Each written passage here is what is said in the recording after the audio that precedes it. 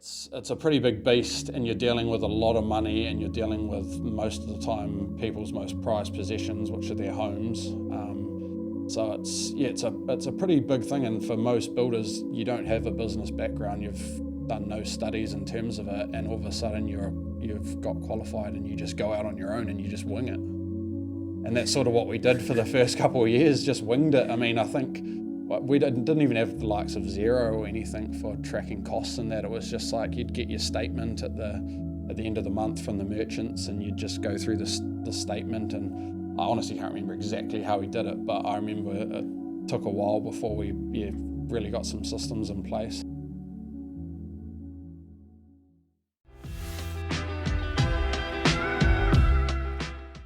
Dan, thanks for coming on. No worries, thanks for having me, mate. Yeah, no, all good, man.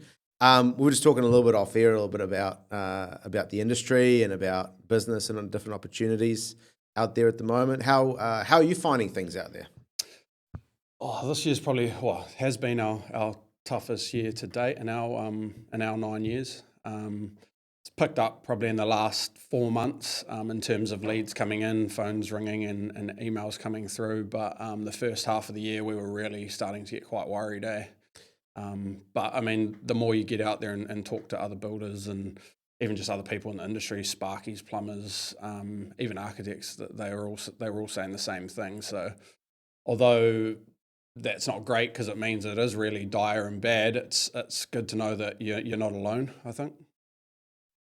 Yeah, absolutely. It's it's a bit tough out there, right? Like most of the, through my business, marketing business, I talk to builders every week, like at least half a dozen a week, if not, up to 20 a week. Every single person is pretty much like in the same boat. Yeah. Everyone's having a bit of a tough time out there. And there's I guess there's seasons for everything, right? There's opportunities for people to look at their business, and that's that saying, right? When the tide goes out, you kind of see who's left with their pants on, trim and some who's fat.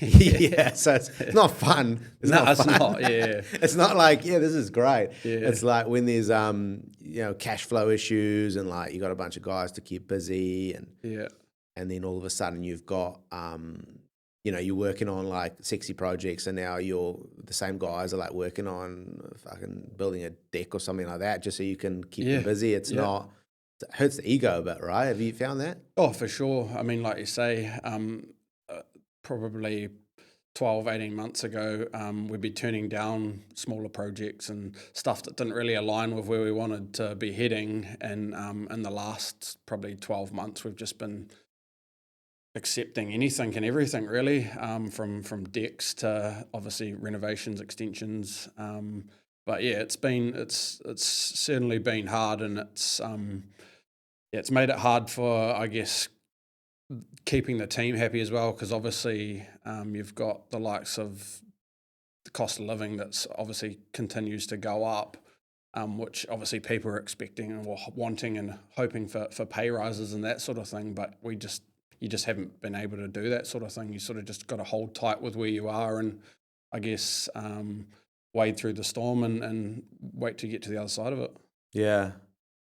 Yeah, I was saying you off air, right? We had like, in my business, we've never had this before. We had about two clients over the last maybe 3 weeks. They just sort of like paid deposits, and then something property didn't sell or some shit hit the fan, and then now they're like, oh, we can't afford to do this right now. Like, can we get a refund? So then, and then you don't necessarily have like a whole bunch of reserves to like be throwing refunds around and stuff. So it really affects the business. It's just like the sign of the times at the moment, I think. It's just a sign of everyone's, and feeling the pinch. But let's have a bit of a chat about you. Like, obviously you have a business partner, and you've built a successful business for a while now, and we'll talk a bit about that. But where did you grow up? What was your upbringing kind of like?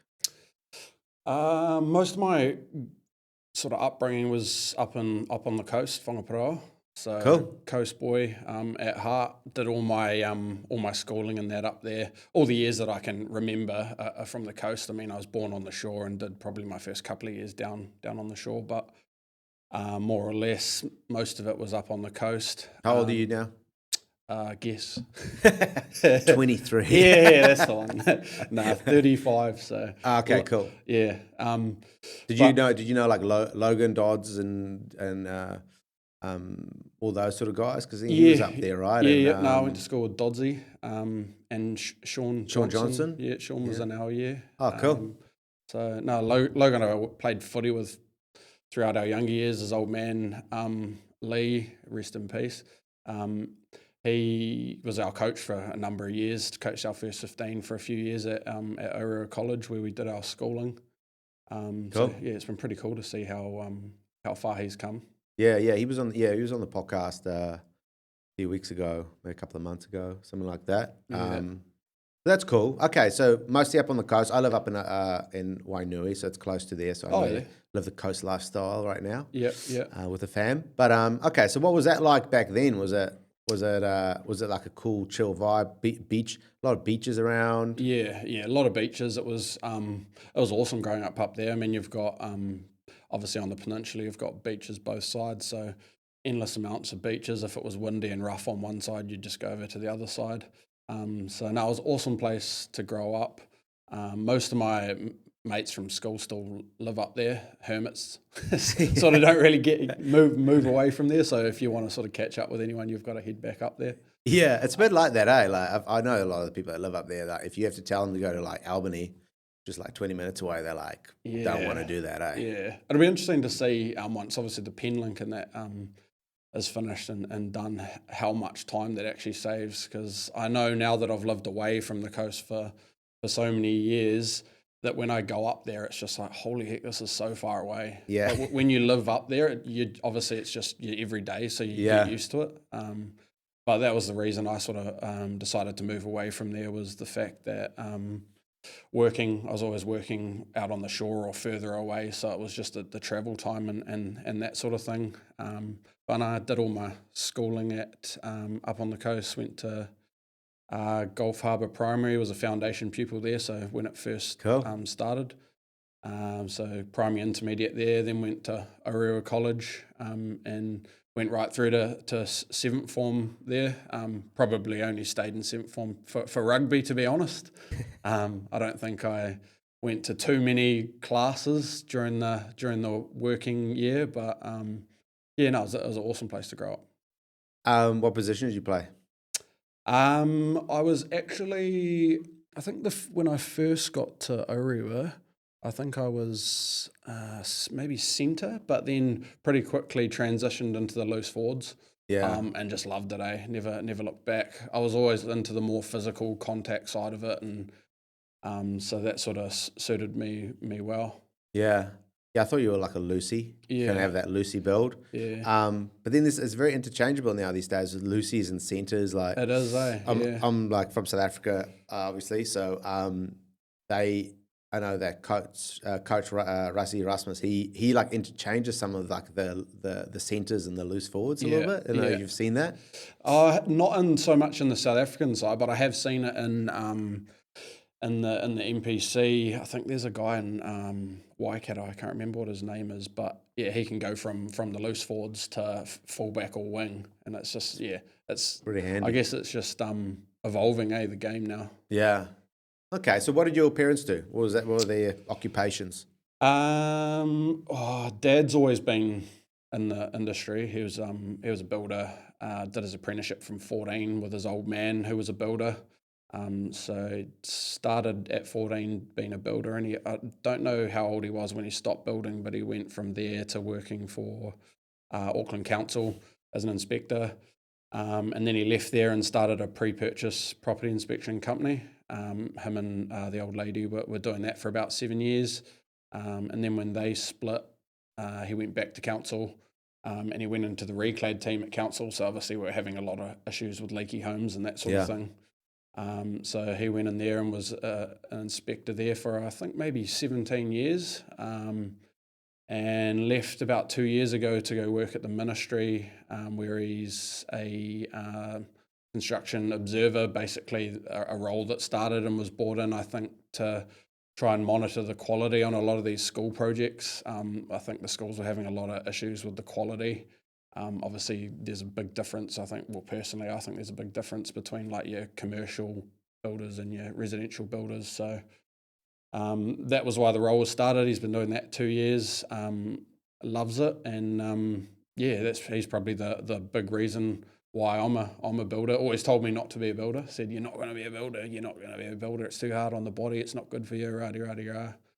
And I tried not to. Like I didn't plan on being a builder. When I was at school, I'd always planned to go to university and didn't know exactly what I wanted to do, but wanted to go to university, study, and I think 7th form was sort of when I realised that I'd had enough of school. I didn't want to finish school and then go and start doing more schooling, study sort of stuff. So he got me into doing labouring sort of stuff for different companies and that sort of thing. And I did that for maybe a couple of years. And then I got really into my health and fitness and the gym side of it. And so that sort of became my new hobby. And I wouldn't even call it a hobby. I think it's more of a lifestyle when you're living and breathing the gym, and got right into that and ended up becoming a personal trainer, got qualified as a PT. Didn't do it for very long, and then went back to building. And what's it like being a PT? Like, I've always kind of wondered about that, because it's like, seems like a good lifestyle job. You're kind of working with people, so if you like working with people, it's fun. You kind of help people get ahead, like transform their life and lose weight and da. How did you find it? Is it a tough game, or is it? Yeah, it's a pretty saturated market over here now as well. I mean, everyone's getting more and more into their health and fitness, so it's a pretty saturated market. As I say, I didn't do it for very long. It was probably about 6 months, and I just did it at the gym that I was at the time, which was Wolf's Gym in Wairau Park. Yeah. But yeah, it was. I learned a lot through that period where where the gym and health and fitness was my life for a long period. But I look back on it now and I wasted so many years when I was in my early 20s where I'd be so dedicated to like my eating and my sleeping and that sort of thing that I'd miss mates' 21st and all sorts just to make sure I'd go to bed at a good time, wake up at 2 a.m, have a protein shake. Like it was... Were you a bit upset? Like, were you like fully in it? You were upset, just like, you were just obsessive over it. Yeah. And you're never big enough. Like you always see yourself and you're never big enough. So so it was into about muscle building, like bodybuilding, and you look up to those sort of guys, C-Bum and those guys. I don't know, it's probably different people back then, but like all the bodybuilding guys, Arnold. Yeah, and I loved all that. I did physique, the Auckland show once, and that was enough for me. That was sort of, I think, the turning point for me. I'd put in so much time and effort and money for such a long period of time and found it so hard mentally to get to that point of finally getting on stage. And then it's sort of, you get on stage, you did your thing, and then you get, I think it was 3rd, 2nd, and 1st, and you get a protein tub, and that's sort of it, and it's all over, and you go back to sort of dedicating your life to it again. And I don't know, I just decided it wasn't for me anymore, and sort of put my focus back into building again. Continued my apprenticeship and got it finished. Was it like a massive like anticlimax, like when you got your little tub and they're like, yeah, cool? And I didn't even win. I think I got 2nd in the Auckland physique, and that crushed the ego a bit as well. Like you put in so much time and effort, and it didn't seem the sacrifice you have to make. Like I take my hat off to the people that do it year after year after year. Like it's dedication. Yeah. Did you have to like get on the juice? Do people everyone's on the juice, right? It's not because they don't test for that sort of stuff, right? And if you're not going to be able to compete. Yeah, exactly. I think they've got natural comps now, so that it's fair. Because otherwise, like you say, if you're not on the juice and you're not on the steroids, then it's just you're not really going to have a chance. What does it feel to be on steroids? It's hard to remember, to be honest. I was early 20s when I was doing that stuff, so probably not as self-aware as you are now. You probably didn't like self-reflect as much. You just kind of like go when you're in your early 20s. But does it like Yeah, what is that like? You have this more like energy and just like Yeah, more energy in the gym, I guess, more strength in the gym. Obviously, you're seeing yourself grow and you're seeing the physical changes. And I think that's where you get addicted. I know a lot of people that still do it and they want to get off, but they just can't. You get addicted to it. And then, I don't know what made me stop, but well, the cost's one thing, obviously, as an apprentice, especially. Like I just got back into building when I was training to compete, and just the cost, like ridiculous. Spending thousands and thousands of dollars. Like I would have spent over $25,000 on what? Like food and supplements and no, that's just the gear side of it. oh, just the gear, right? Yeah, and then you've got all your food, your normal supplements like your proteins, your creatines, your BCAAs, all that sort of stuff. But yeah. yeah. Did you sort of dabble in a bit of body dysmorphia where you kind of like think you're like way smaller than you are? It's kind of the same as women with anorexic women, right? Yeah. They think they're fat and the same with guys. You think you're small when you're like freaking massive. Yeah. And I think a lot of the guys in there suffer from that. You never think you're big enough. Like I look back at photos now and I'm like, holy heck, was that actually me? And I'm like, fuck, I'd love to be a quarter of that now. Yeah. It's like, but back then it's like, oh, I'm not big enough. This episode is brought to you by Forte, specialist in refined timber surfaces for inside and out. From elegant flooring and paneling to durable cladding and decking, Forte delivers unparalleled performance where it matters most.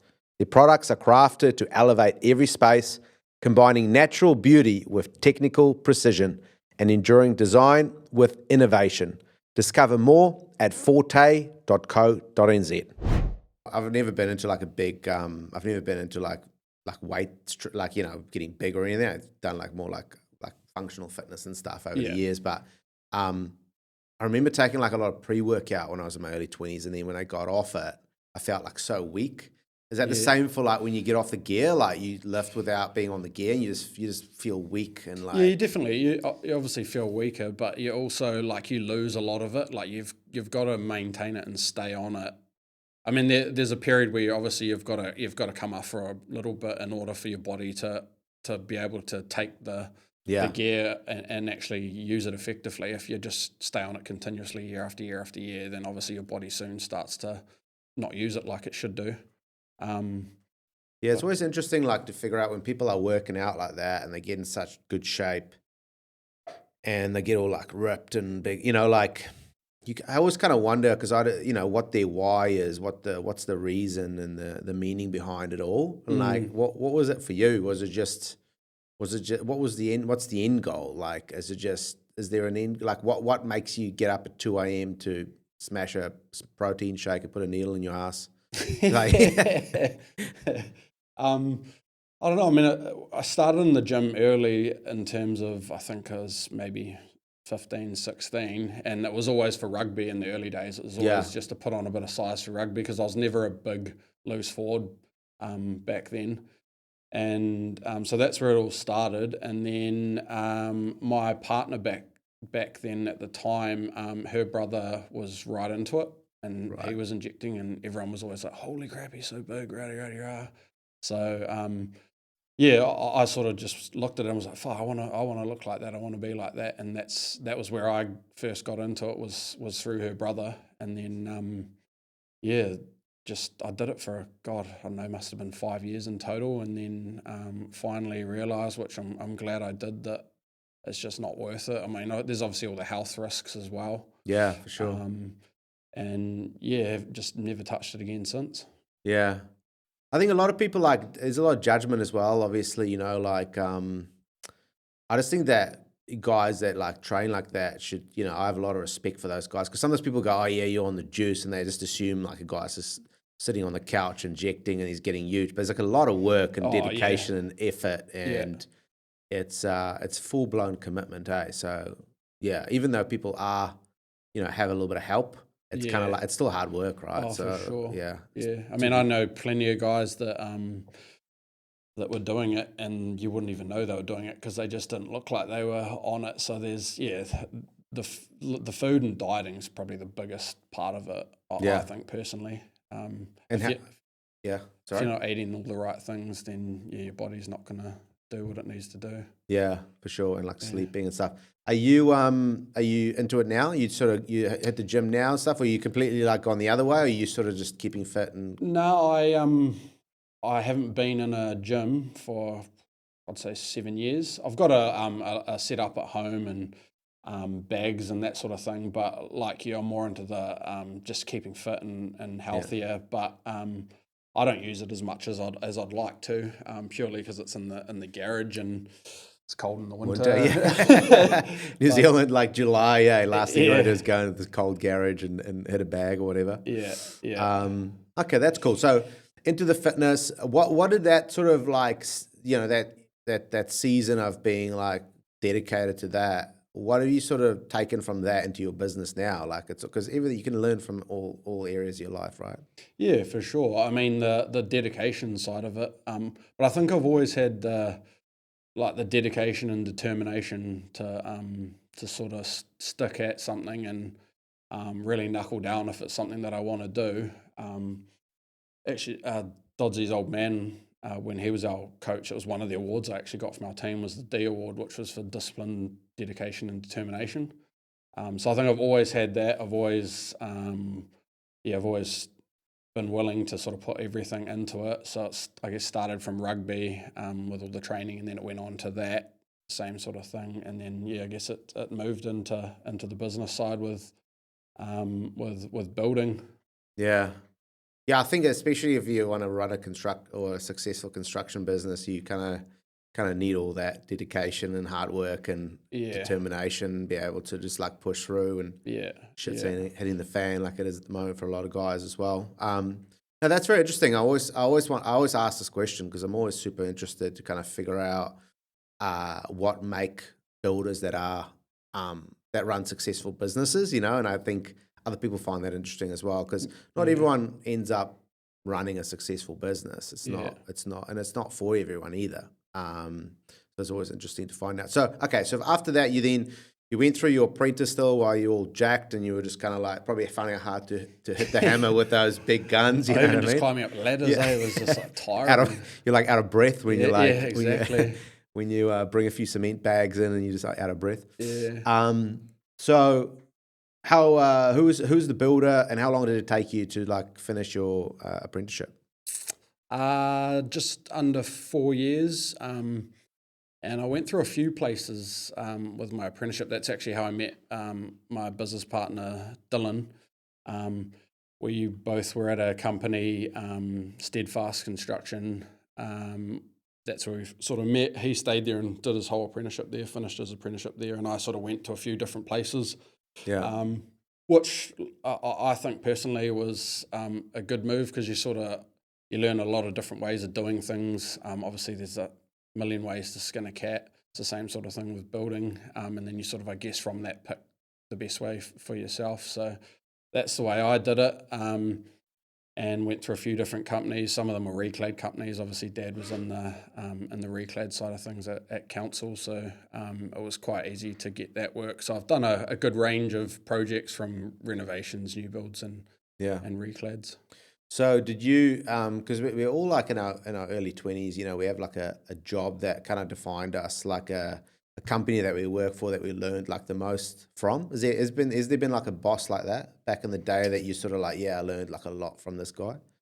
To be honest, and that's nothing against any of the guys that I've worked for, probably not, because I wasn't, as I say, I wasn't really, I moved around quite a bit to different companies, so I probably wasn't there long enough to get that knowledge in terms of the business side of things and how they operate properly. But I think if I had to pick one, it'd probably be Steadfast. Similar as well, they're business partners, so partnership. And I did some of my apprenticeship before Steadfast even started with Josh, who's one of the directors there. Yeah. So I think, Josh and Steadfast were probably a big influence in terms of how we operate, and we've always tried to sort of stay in touch with them over the years and pick their brains where we can. Yeah. Um, And then how yeah. long did it take you? Well, so you got qualified, then how long did it take you before you're like, yeah, I'm going to start my own company? Wouldn't have been any more than sort of 18 months, I'd say. Right. So it's pretty quick Yeah. turnaround. And then, so then you start your business, start Downright Construction, you go into partnership with Dylan. Yeah. And did you buy like a nice ute and stuff when you started? How did you guys kick off? Gosh, so long ago. No, I actually I already had a ute at that point. So I already had one. Dylan kept his truck for a few years before we got him one. So no, we were pretty good like that. Like, we've never been big spenders in terms of going out and buying all the cool things. I had that ute for 10 years before I upgraded. The one I've got now I only got early last year, and that was purely because we thought it's about time. It's been 10 years, so Yeah. um, So you kind of kept the overheads quite low. Did Yeah. you, what misconceptions did you have about running your own construction business like before you started versus then when you were like year one? What was the vibe? I think when you're always working for someone, you think the boss is just sitting at home twiddling their thumbs doing nothing. So Going for lattes. Yeah. So yeah, I guess the first couple of years we were pretty bad in terms of we'd work and then we'd always be at the pub. Like, that was the first couple of years of our thing, was just honestly always at the pub after work, or even finishing early and going fishing, or not working and going fishing, or whatever it might be. So yeah, I think you certainly don't anticipate the amount of behind the scenes stuff that goes on, and just how stressful it is. Like, I mean, obviously I've only been in construction, but I think if you look at it and how many different businesses that you're in control of, in terms of everyone comes to you, sparkies, plumbers, plasterers, painters. It's a pretty big beast, and you're dealing with a lot of money, and you're dealing with, most of the time, people's most prized possessions, which are their homes. So it's a pretty big thing, and for most builders, you don't have a business background, you've done no studies in terms of it, and all of a sudden you've got qualified, and you just go out on your own and you just wing it. And that's sort of what we did for the first couple of years, just winged it. I mean, I think we didn't even have the likes of Xero or anything for tracking costs and that. It was just like, you'd get your statement at the end of the month from the merchants, and you'd just go through the statement. And I honestly can't remember exactly how we did it, but I remember it took a while before we really got some systems in place. Yeah. Yeah, it's kind of like, how are you supposed to know, eh? Like, I mean, when builders just start their business like this, like, no, I mean, you're so green, right? You just like have no clue. And then I assume there's like no real back costing or anything like that. It's just, you just sort of like, just do it, hope we made some money here. And then there's two of you as well, right? So then you kind of have to like you have to almost like make twice as much money to be able to pull profits out. Exactly. And I think that was the other hard part was, and it was probably not at the very start. At the start, we were both on the tools, but sort of through the middle, we both sort of pulled off the tools, and we were sort of both project managing and our own sort of projects in a way, and both pricing and sort of just sharing the hats, I guess. Yeah. Which didn't really work. Obviously, like you say, you've got two business owners, you've got to make twice the amount of money, essentially. So we tried that. It didn't really work financially. So then we were trying. At one point, I was doing all the quoting and client side of it, and then DJ was project managing. So I'd deal with the client right up till the build was about to start, and then you'd all of a sudden flick them off to DJ, and they're just sort of like, oh, well, what's going on? Where's Dan? They've just built this relationship with them, and then the build's about to start, and they're all of a sudden dealing with someone else. So we ended up deciding that DJ would go back on the tools full time, and I'd look after the off the tools side of it, and it's been that way, I think, for maybe the last 3 years, and I think that we've finally found what works best for us. It means that he's obviously on site with the boys a lot of all the time. He can make sure that productivity's well. We can make sure that the morale and everything on site and everyone feels a team more. Whereas when we were both off the tools and the boys were obviously on the tools, you almost feel like you're two separate companies, or I think that's how they felt anyway. So no, it's been good having him back on the tools. And yes, I think there was no other way we'd do it. For us, we see it as a little bit of a point of difference. When we see the clients, like you're dealing with two people that are emotionally and financially invested in the business. One, you're dealing with, I guess, that manages the projects and deals with you, and then the other one you've got that's working on the tools on site. A lot of the time with sole directors, you're not going to get that. You'll get obviously the sole director, if they're a big enough company, they'll be off the tools. So you've got to hope that whoever they've got on the tools has got yours and the business's best interests at heart. Yeah. And when you're on the tools, you just don't have the time, you know what I mean? And then if you're off the tools, you can drop the ball with the team and the productivity. And I've just talked to a lot of builders as well. Like sometimes they lose that connection. So if you haven't been on the tools for like 5 years, you don't even realize how much disconnected you are from the job itself. Absolutely. And also you also forget how hard it is to build sometimes as well. Like I've talked to builders recently where like they've jumped back on the tools and then realized like, oh shit, like immediately they have more appreciation for the team than they did before, because they forgot how hard it is to build in the middle of winter and get stuff done, For sure. If it's just like numbers on a screen and stuff, it's very different than you're in there with the tinny on going for it with them. It's like a different... So this is a better understanding, I guess, of the business itself. So I think that's a good setup you guys have, kind of being split like that. Yeah, normally people when they go into partnerships, it's you have sort of like opposite skill sets. So it sounds like you guys have had a similar skill set at the start. Yeah. So what made you want to go into partnership? Were you just kind of like, well, let's just divvy up the risk here, or what was the reason? Like picking a business partner and like, let's partner up if we're both just builders, similar skill sets. Neither of us know anything about business. What was the reason behind that? Yeah, I mean, looking back at it, like you say, most partnerships you'd try and get, I guess, someone that's a builder and got a good knowledge of building, and then maybe someone that's got a good business background. But yeah, at the time, I think like you say, I think it was probably a risk factor as well, like not wanting to dive into it on my own and sort of, maybe if there's someone there that bounce ideas off each other, and so that was probably the initial reason behind it.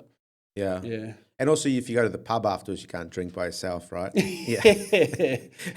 So you need like a little drinking buddy at the start. Exactly. I love how you guys did that. Like, I think it's so funny, like cool as well. You probably wouldn't change it, right? Like how the first you're just like, I'm a business owner now. Yeah. You're just like, go to the pub, 3:00. Let's head to the pub. I'm a business owner now. This is what we do. And then it just catches up with you, Yeah. It just crawl. All the invoices, everything just starts, surrounding you, and you're just like, we're fucked. We're going to sort this. Yeah. Okay. So how have you found it? I mean, obviously, we can cut some of the stuff out if you want, but let's talk about the partnership with Dylan. Like, what's it like being in the partnership? Like, what's the pros and cons? Like, I know a lot of guys think about this, right? Should I go into partnership? Sometimes a problem shared is a problem halved, and like you kind of share that burden, and it's a great element. But then on the other side, it's like a marriage, and like if it doesn't mesh, it can be very draining as well. Yeah. How have you found it? What's the sort of pros and cons you see in it? Ours has been honestly super easy. I think that's probably because we don't have the same friend groups as well. So we're not hanging out 24/7 every day of the week. On the weekends, he's got his thing and I've got mine. But then we're very different as well. I'm probably the mean cop. He's probably the nice cop. He's just super chilled. Nothing really worries him too much. I've never seen him get angry or anything like that. Like he's a pretty laid back, down to earth human. So he mellows me out a bit when I can get stressed. Yeah, that's good. Yeah. So we certainly have never had issues in terms of partnership, which I know a lot of people that have. Like they'll try and it doesn't work, so they go their own ways or whatever. But I think the fact that we had met at a company that they were partnerships. I've also worked for a couple of other businesses that they had a partnership and that worked. That's probably another reason why I thought it was something to do. And then you've obviously got the beauty of, if you ever do need to go away or you're going away on holiday, you've got someone that you can actually rely on. A quick shout out to Forte supporting today's episode. They work across flooring, wall surfaces, exteriors, and more. But what sets them apart is how their timber performs over time. Forte is trusted by architects, designers, and builders, not just for their materials, but for the way they support projects from vision to completion. It's about enriching connections and creating something built to last. Learn more at forte.co.nz. Did you guys have any like mentors, or did you guys have anyone that you'd sort of catch up with, and or other builders? What was it like back then with like reaching out to other builders and being like, hey, have you got some, asking about pricing or asking about, any of those elements, how they manage their team or like softwares or project management, how they manage their, site safe, health and safety or any of that sort of stuff? Did you reach any to any guys? Yeah, we've done a few different things. We've done a few different sort of mentoring, coaching things as well. We did old TPB for a little while there. We were doing. How did you find that? Great in terms of some of the things that we learned in terms of marketing ourselves better. But I mean, they're obviously a systems-based sort of business, so it's sort of, they give you the materials and then you sort of do what you want with it. But I think we got to a point where we had got what we could and wanted from that coaching period, and it was, like I say, it was great. We still use a lot of the things that we learnt there, and then we did a little bit of time with I think his name is Carl Growth Matters. He was a bit more around the numbers side. So we did a few, I think we were seeing him maybe like once a month for say 6 months type thing. Yeah. So we've done that, and then try and catch up or pick Steadfast brain if we've ever had questions. Same with Sam Hayes when I obviously worked with him. So we've caught up with him a couple of times. Cool. Shout out, Sam. Yeah. Hazy, I think it was one of your first. Yeah, he was probably number 5 or 6 or something like that episode. Yeah. Yeah. No, he was a good man. He was a good man to have on. Yeah. Okay. What do you think about investing in yourself like that? Like, you have to pay money. A lot of, there is this sort of like white collar, blue collar mentality sometimes, and I know a lot of builders, and a lot of them are just like, nah, I'm not going to spend thousands of dollars on coaching and, these guys, but like, what benefit have you seen in investing in yourself and in the business and getting better in terms of like the ROI over long term? I guess it's that, like, you don't know what you don't know. So, we sort of just took the gamble on, at the time, we had enough funds and that sort of thing. So it wasn't so much a money thing. It was just wanting to grow and how do we grow type thing, not knowing how to grow bigger. So that was the reason we sort of did it.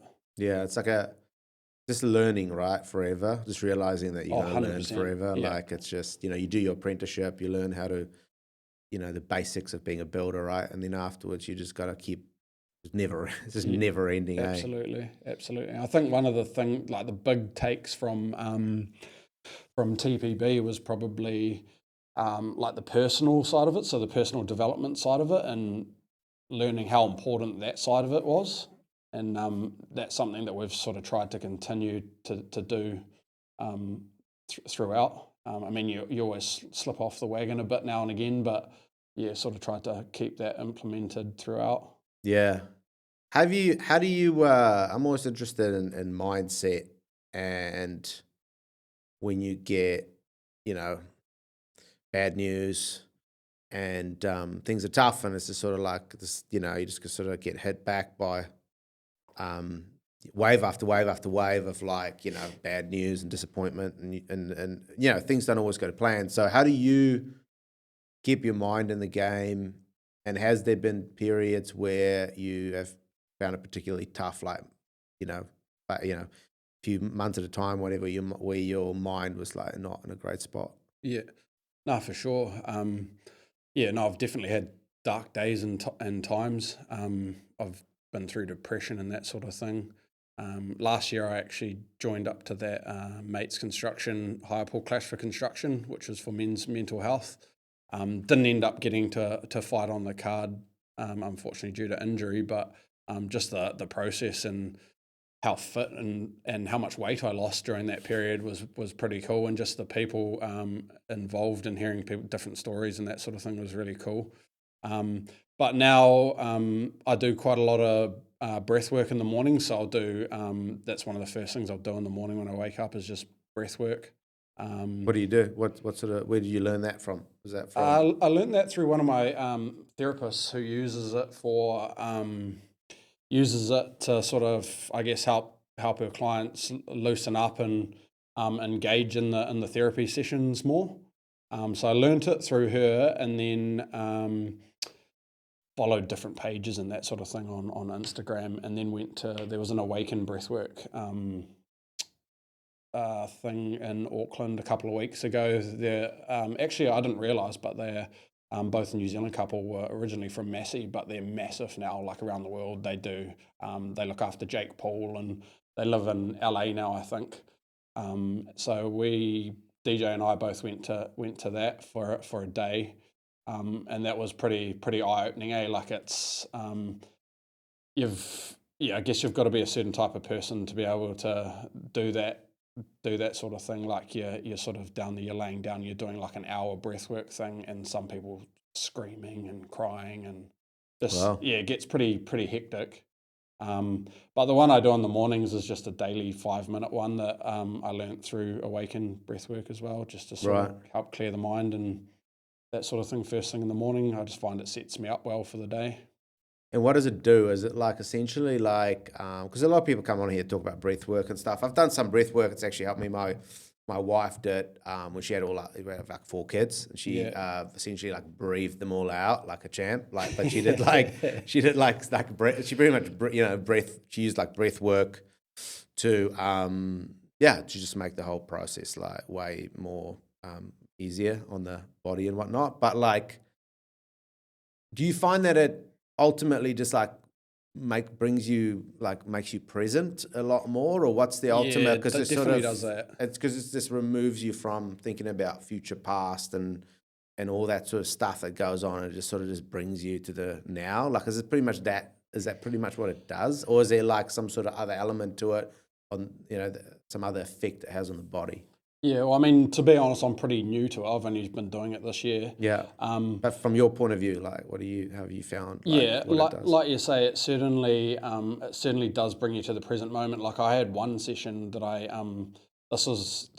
didn't know, but there's obviously a lot of different types of breathwork. So the breathwork that I learned through the therapist that I was using, that's very different to what we were doing with the Awaken breathwork stuff. And after one of my sessions with the therapist, I just randomly burst into tears, just started crying. Yeah. And I think it just helps release emotions, tensions, all that sort of thing. Obviously, with having a construction company, you can get pretty stressed and build up a lot of stress and tension. And being men that we are, we always try and hold everything in. So I think it's a good way of releasing a lot of that too. Yeah, because you guys just get like, you can, it's nothing for you to be on the phone all day. It's call after call after call after call. And while you're on a call, there's another call, there's another missed call, another guy you got to call back. And then, you got to manage all the sub trades. It's the most frustrating thing I think about running a construction business, probably from talking, obviously being involved in it, but also talking to a lot of builders, is that you have to be responsible for a third party's work. Yeah. And they're not your employee, and it's very difficult to then constantly like navigating that thing. Yeah. I mean, I suppose that's part of making margin off your sub trades, I guess, is you take that responsibility. You're going to be the first one the client calls if there's an issue. Which means it's fine. We all know that. That's how it works. So, Was that answer your question or not really? No, yeah, no. I was just sort of like making that as a side point. Really, I was just kind of thinking more of like it's just full on, sometimes. And so obviously breath work is like a way that you've kind of helped like navigate that. I guess I was just kind of thinking, I was just kind of like living your day for you, like subconsciously being like, I can just phone calls and it's just stressful. And so that's kind of like breath work is kind of a good thing. And people talk a lot about that and keeping fit.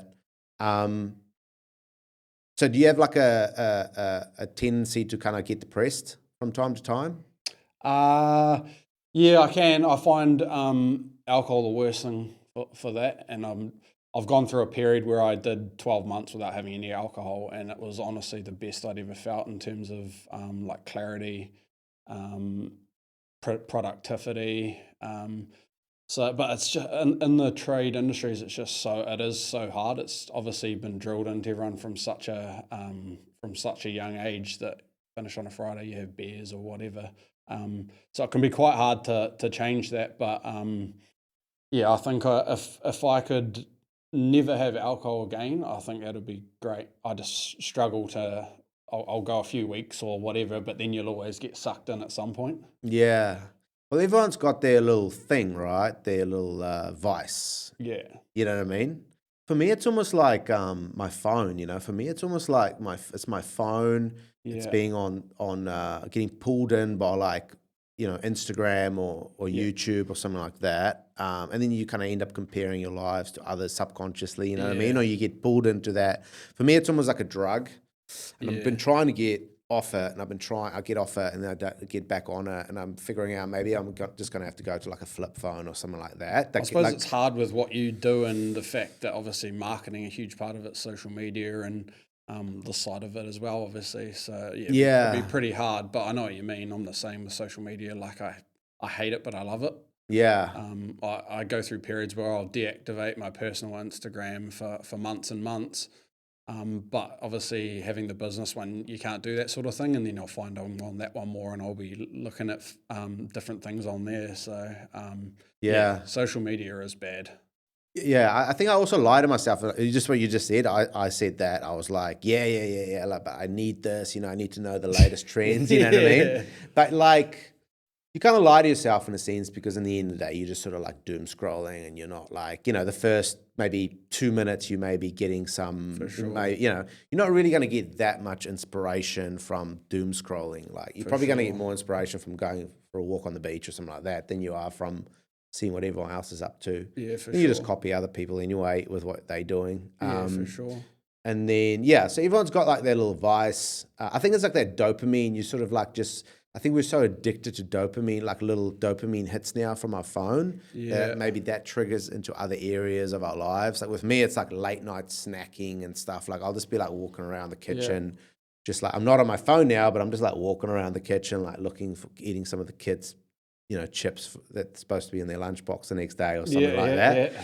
So it's kind of, I don't know why I've been talking about that, but it's kind of interesting, like navigating all that, figuring out what is your vice and then figuring out why, because I think even if you're like aware of it, it's easier to overcome as well. If you're actually aware of, sure. Like you just kind of like, you're at the pub, they're pouring you that nice, Asahi on tap or something, and you take that sip and it's so nice. But but it's almost like if you're aware of it, of what you're doing right now, it's almost easier to like overcome rather than just sort of just doing it blindly. For sure. You know what I mean? And that's another thing that breathwork helps with as well, makes you a lot more aware of things. Like I guess you'll be able to stop and actually look at something before you do it. Like when you first start doing breathwork, I think you notice things more so after the fact. But the more you do it, I think you start to realize things before you do it, and you can then, I guess, make a different decision. Yeah, 100%. So, I find this fascinating, But so with your business at the moment, so you've got you, Dylan. Yeah. And then, like, how big is your team at the moment? We're only pretty small at the moment. There's only 6 of us at the moment.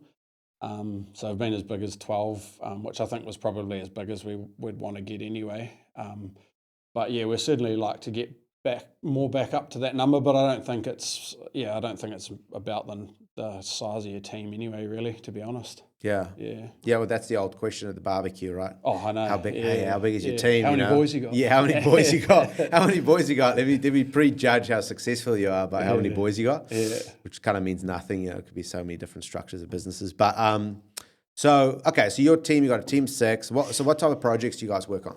Like mostly? We're pretty much 50-50 between sort of your reno extensions and new builds.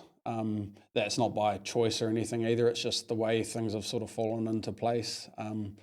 It's good. The boys get obviously a wide variety of work. I think if you can do a renovation, you can easily do a new build. New build's obviously a lot more simplified, I guess. So yeah, no, we do a wide variety of work. We haven't actually done any reclads, which we would have liked to have done. And that's not by choice either. We just haven't had any that have pulled through. We've had a couple where we've gone through, got plans and that done, been ready to lodge for consent, then you price it up and the client gets cold feet. And yeah, so we've had a couple like that with reclads, but you haven't actually had any pull through, which I always thought we would have a few with the old man having been in the reclad side. Yeah. Yeah, it's kind of like, it's an interesting game, the reclad, because it's not, sometimes it can not be that exciting, when you're just doing a reclad. Yeah. Sometimes when like a reno, sometimes the reno comes with it, right? Then exactly. Then it's probably a bit better. And then, the thing with reclads is that, it also, if people don't have a lot of equity in their homes, right, the reclads, especially in Auckland, only really works in like a few select suburbs, right, to be able to like get that uplift. Yeah.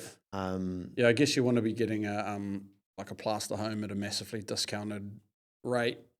Maybe it's a leaky build or maybe it's not, but you want to be getting it at a discounted price so that obviously you can add that value to it. And then the land value needs to stack up to that as well. So that's when you're like, your Remmers and your Taka and those sort of areas kind of works. Yeah. But, and like, some of the Glenfield, like it probably doesn't work, necessarily, if people don't have a lot of equity in it. So you've got 6 guys. So how do you guys get most of your work at the moment? Probably a mixed bag, to be honest. Some's obviously word of mouth. I've had few from architects, but that's one of the avenues that we haven't really got into enough, I don't think. Obviously, it can be quite hard to get in with some of the bigger names that have been around for years, and they've obviously got their guys that they've been working with for years, so it can be quite hard to get your foot in the door with them. We did complete one recently with Joe from LTD Architecture in Coatesville, which was actually an awesome build. It was a villa but a new build, and we entered that in this year's House of the Year and managed to get a gold on that one, so that was quite good. But yeah, I think a few from architects, a few from word of mouth, and then social media. Yeah, we do get. What do you guys do for? Do you guys do like any sort of structured marketing, or is it just like organic posting, or do you guys spend money on ads and stuff like that? Yeah, we've tried all sorts. So my ex-partner, who actually still looks after our marketing side, she was doing all our social media and marketing side of it, and we've tried bus backs, we've tried billboards. Obviously, that's more so for just getting your brand out there. But we've done Google ads, paid socials. So yeah, at the moment we're not doing a lot. It's all more organic. That's probably just because we don't want to be spending too much at the moment. We seem to be getting enough leads at the moment that we don't need to be. But generally, we'd like to just be continuously advertising. Yeah, paid advertising type thing. Yeah, it's a hard thing. I mean, obviously, it's like for me, it's take it with a grain of salt, because if you ask a barber if you should get a haircut, they're always going to say yes, right? So with the fact that I have a marketing business, I'm going to be a bit biased here, but it is kind of interesting, when you have these conversations where it's like the times where people really need to get more work. There's also like the times where they don't want to spend the money to get the work. So it's kind of like don't have the money to spend. Yeah, so it's kind of like it's a hard thing because I get it even with my business as well. There's been times where I've like invested heavily in the business and been like, flip, I hope we're getting some return on this investment. But there's got to be, if there's some cash on hand, and sometimes it's going to be a bit of a stretch. Yeah. I think people need to invest to be able to get a return on that. You know what I mean? I guess. That's the thing. Do you think builders don't believe that if they spend money on marketing, it would really turn into work? Is that kind of the real reason behind it? Like you're not actually sold, because if you were sold that if you spend marketing money, if you spend budget on marketing, you're going to get some projects out of it, then people would probably 100%, do it, right? If we knew that we were actually going to be guaranteed leads and work from it, then it'd be a no-brainer. But I guess you hear the same thing. Like I get marketing calls every single week. Like the emails. I get more calls in regards to marketing and advertising and insurances than we do from job leads, like clients. So I guess when you're getting those calls and that all the time, it can get to the point where you're just like, it's just another marketing thing. Like you all say the same thing. It can be quite hard, I guess, to believe. Yeah, for sure.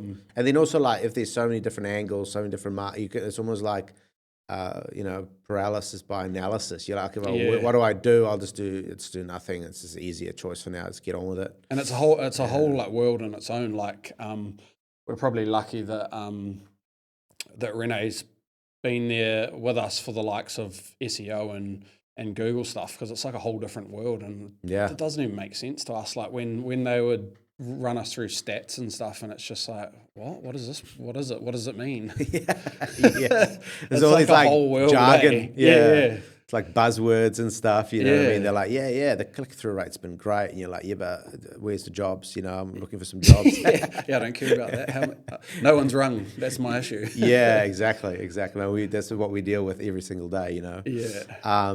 But yeah, no, I get it. The thing is that with construction, especially home building, like, it's such a, you guys haven't had to market for like the last 40 years, right? Yeah. And so marketing your construction business, it is in its infant stage. Yeah. So there aren't like a lot of sophisticated marketers out there that know what they're doing, right? Because it's like builders have only been marketing for a very short period of time. So if you're looking for a marketer that maybe helps like an e-com business, there's going to be a lot of marketers. It's very sophisticated. They're going to know their data. They're going to know exactly what to do, what not to do, and what's working, what's not working, because they've been doing it for like the last 15 years. Yeah. But because, for you guys, it's infancy stage. So people don't know what to do. So what ends up happening is builders sort of just copy each other. Like, those guys are doing that. Yeah. I'll just do that as well. Which is what you see a lot on social media, and everyone's stuff's just looking the same, and you wouldn't know one business from the other because everyone's it's just like copy and paste. Yeah, a lot of those construction check-in videos, are all kind of the same now these days. Like, one person starts doing it, then everyone starts doing it. It's all just like, hey, Dan here, we hit ABC Street, just taking a couple of drone shots, and there's like, the roof's coming on next week, and catch you guys next week, and it's like the same, It's like which builder. But I mean, I think any sort of, touch point's always good, putting yourself out there, but it is a very interesting thing to navigate. Yeah. So in terms of you guys, what sort of numbers, obviously you're getting a bit more clued on with the business side over the last few years. What sort of numbers do you guys look at that's kind of really important to you to make sure that you're like on track financially? I mean, obviously profit margin at the end of each job is pretty important.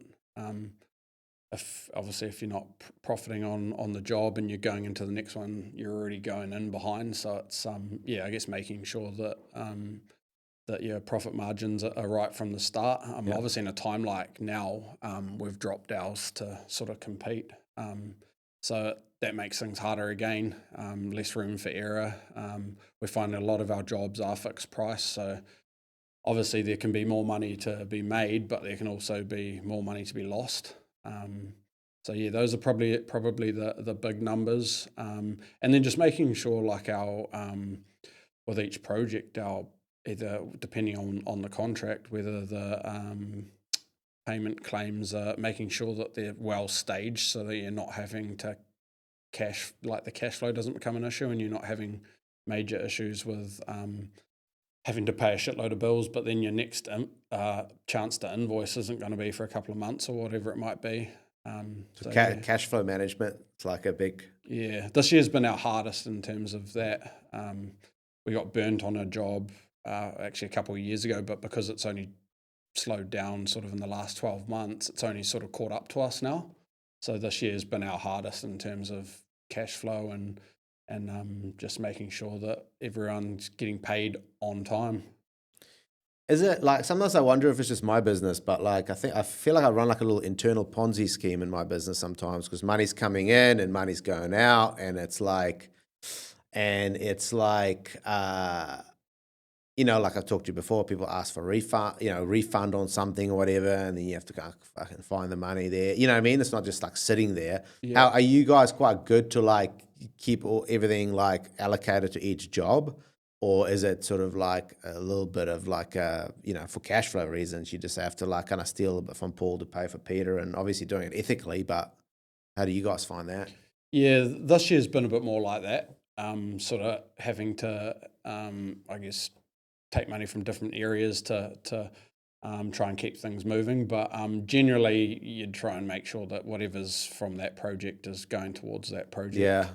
Yeah, I know. Like, it's obviously that's like the way to do it. Yeah.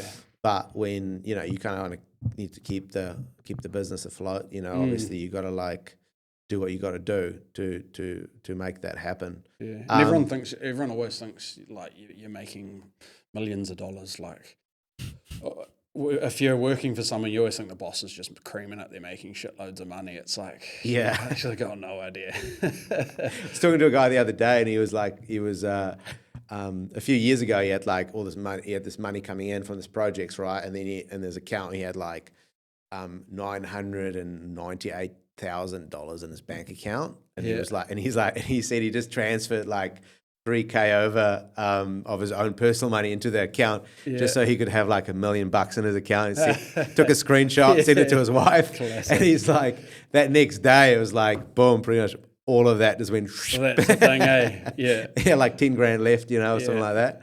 So it's like, it's funny how that works. It's like big money, but big numbers, and that's when you can, if you're not a sophisticated guy that's been around for a while, that's when you hit the pub that day, because you're like, mate, it's got $1 million in my account. You know?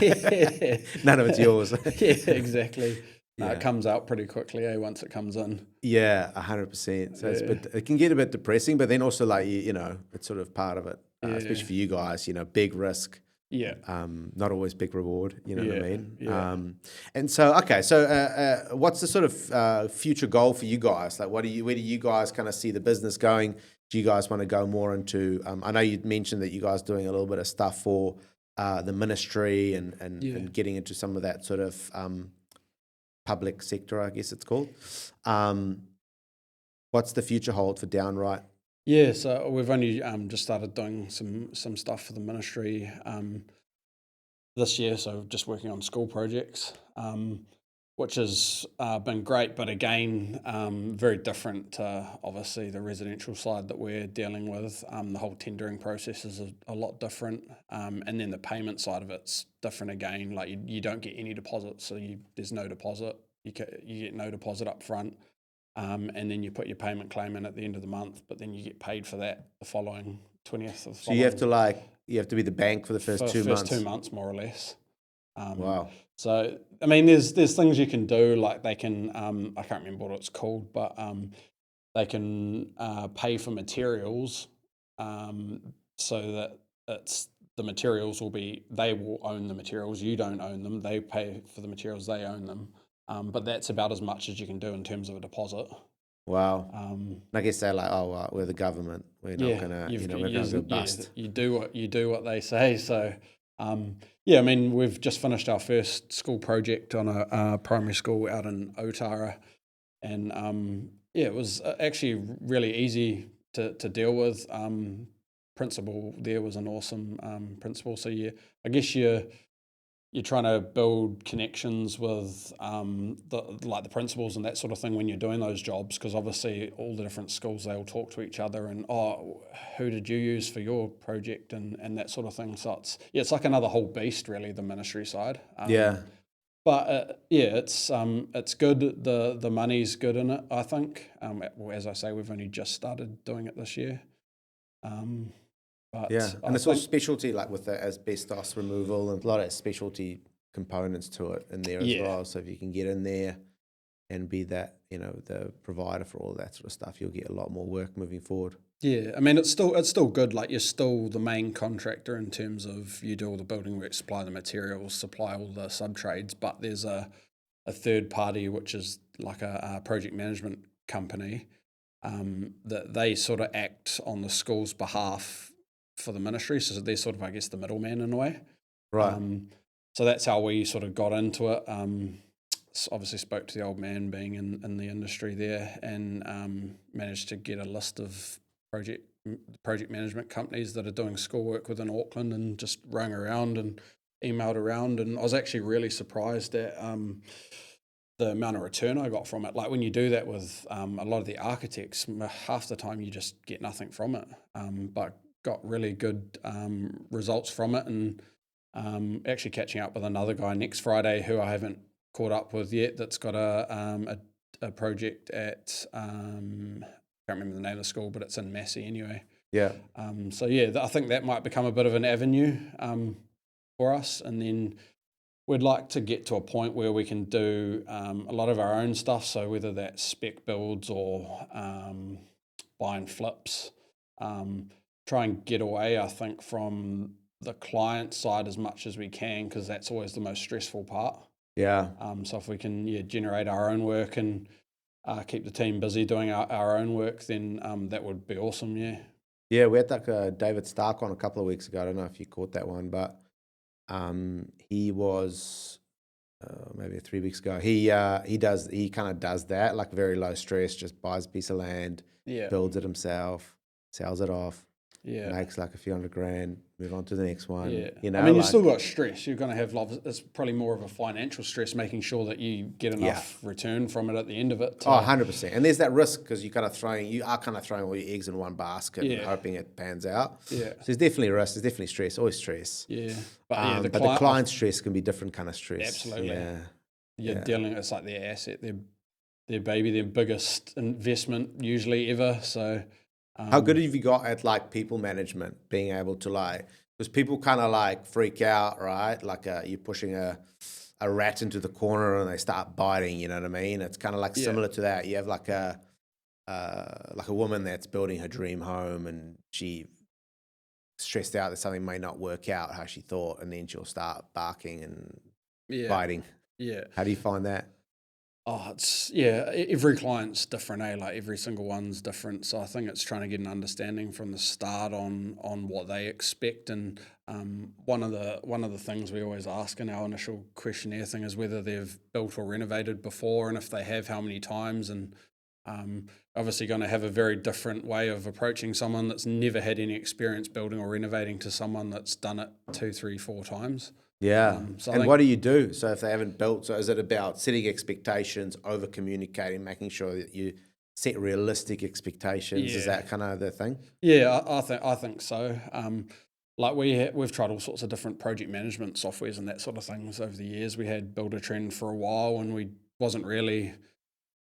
It was great, but it was blooming expensive, and it wasn't really giving us everything that we needed for the cost. So we ended up getting rid of that, and now we're just using Builder Price in terms of pricing and back costing, and then I'm just sending weekly reports in terms of updates. I think it's called Site Cam or something, and we go through there. Right. You take photos on site, and you can allocate the photos to different parts of the plans and pinpoint them and be like, this is this area.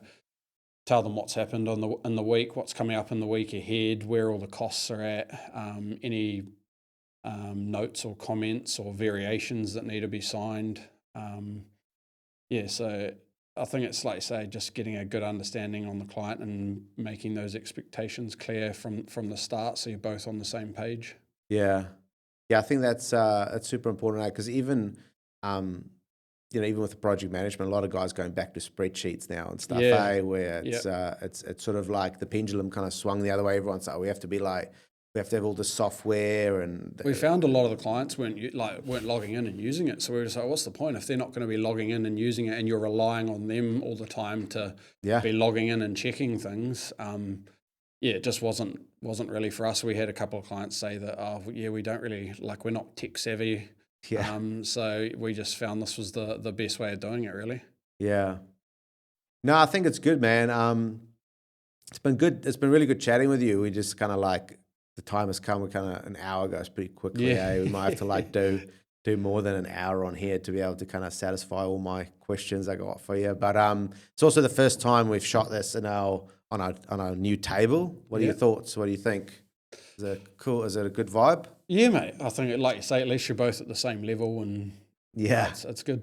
Yeah, the previous one, I think that leather couch was like, looked nice, but I think the builders felt like they were like a, when you're like waiting for the principal and you're sort of sitting outside, like a kind of awkward, it's like an awkward positioning. So I think this one's kind of cool as well, and like it looks good too. So that's cool. Awesome. But it's an awesome little setup. Yeah, thanks for coming on, and appreciate you kind of sharing, and I think people always get a lot out of these. So yeah, appreciate it. Thanks, Dan. No, awesome. Appreciate that. Cheers for that, mate. That's it for today's episode, and thanks again to Forte for making this week's episode possible. If you're after timber surfaces that don't just look beautiful but are built to endure, Forte is leading the way with a focus on sustainability and craftsmanship and unparalleled performance. They're helping bring ambitious projects to life across interiors and exteriors.